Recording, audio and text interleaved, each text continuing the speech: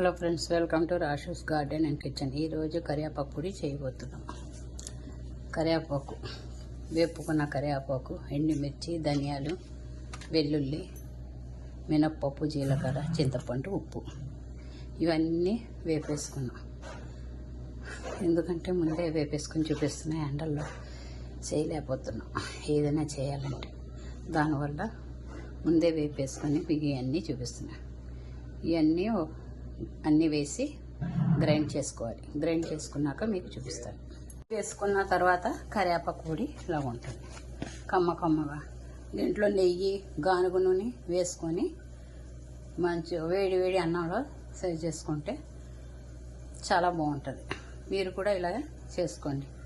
పొడి ఎంత బాగుంది చూసారా, కరివేపాకు పొడి.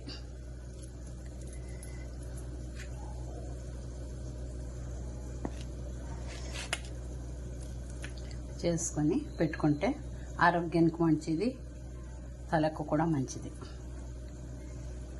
మీకు నచ్చినట్లయితే లైక్ చేయండి, షేర్ చేయండి, సబ్స్క్రైబ్ చేయండి.